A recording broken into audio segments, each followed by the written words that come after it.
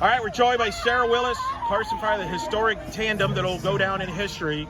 First ever program 7-inning perfect game thrown in program history. Third perfect game in program history, the first in 20 years. Sarah Willis and Carson Frier. I'll start with you, Sarah. Just take me through it. What was working for you tonight? I mean, really everything was working. Obviously, always throwing my changeups just to keep people off balance. But just working with Carson, rolling balls to my teammates, and rolling pop flies, and doing what I need to do. Carson, did you know early that Sarah had it cooking and it was locked in like she was tonight? So actually, before the game even started, I don't even think she knows this, but I saw her and she was like squatting in the dugout, just staring out into the distance. And I was like, yeah, I'm not even gonna say anything to her right now. Like, I could just tell she was so locked in. And going into the game too, I knew it going in. And our bullpen was good, so I knew it going into it. When did you both know what was at stake with the perfect game? When did you first know that? Think, Sarah. After 4 innings, I kind of started thinking about it, but I don't like talking about that stuff because then bad luck happens and then like a blue pit comes or like a bunt or like weird hit. So I was just thinking good pitches and good spots the whole time, like after the 4th inning, just knowing that I needed to get balls to my defense because I wasn't going to strike everybody out, and that's what happened.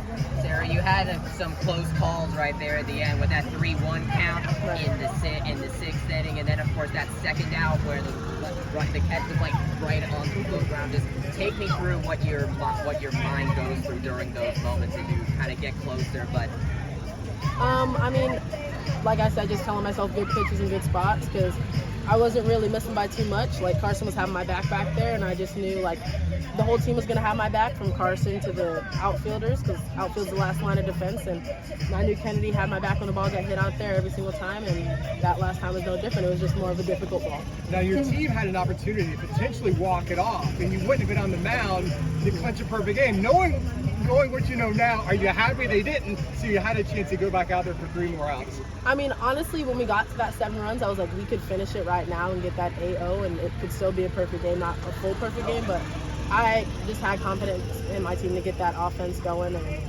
however it ended. I just thought I pitched a good game no matter what. So. Now, what about you growing up? Like, at any level, have you ever thrown a no-hitter or a perfect game? I've thrown no-hitters before, but I don't recall ever throwing a perfect game before, so there's always room for improvement, I would say.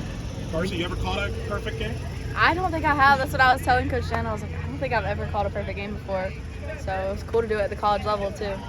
What was your feeling getting that final out? I mean, what goes through your mind knowing that you did it? I mean, it was kind of just like an out-of-body experience. Like, it happened, and I was just like, oh, okay, 3 outs. And then I was like, oh, like, I did a perfect game. Like, that's crazy. And then I saw everybody running out, and I got really excited, and everybody was hugging me and everything. And it was just nice to have my team have my back like that. It was really nice. what does it mean to you? Because I imagine the players have kind of and coach have sort of prompted you on the history of this program from people like Shelby Turney, Aaliyah White, Gianna Mancha, Kama Woodall just last season, and you did something that so many UCF pitchers for 2 decades have never done. So what does it mean to you to etch your name into the annals of this program's history? I mean, I'm just trying to get like Jada Cody and Shannon Doherty and get on those UCF all-time records, and I just did that today. And it feels great to do with Carson. So. Beyond the personal achievement, what does it mean to start out the weekend with a big win? This has been a rivalry in the conference for years. It's a big dub to start out a big series. I mean, Houston's a tough team, and we just got to go out every single game with the same intensity. So we can celebrate this for like 30, 40 minutes, and then tomorrow, like after that, it's a new game. Carson, your family's rich with history in all various sports, football, baseball. What are you going to tell your family here? You got a little bragging right yourself now. History is part of a perfect game. Yeah, I'm like the only girl, so like it's cool to do something in a women's sport, and like I can edge my name in that, not just all in the men's sport. So it's cool to set that standard now. Sarah, you have really seemed to lean into pitching a lot more for the last, I want to say, month or so. Did really emphasizing your pitching seem to help you just get on this tear that you've been on recently?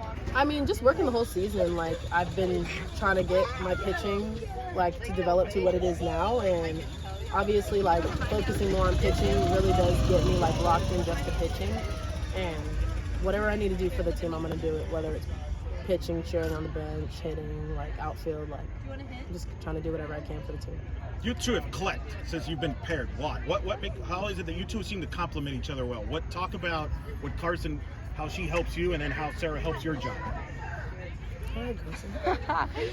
Well, I did play with Sarah in FGCL, and I got to hit against her first. So that was like the first times I had ever seen her pitch, seen what she'd throw, all that kind of stuff. So then coming into the fall, Coach Bear kind of was just like, well, you've already seen her throw to you, so why not catch? And then ever since then, I just was always the one to get the most reps with her and stuff like that. And then we ended up, you came so far as a pitcher, it's insane. So for us to be able to grow together as pitcher and catcher, I feel like that's helped seal the bond more. Yeah, I really just love having Carson back there. She's probably one of the best catchers I've ever seen blocking, especially with how hard I throw. It's crazy how much she blocks the ball, and just knowing that she has my back there is all I need.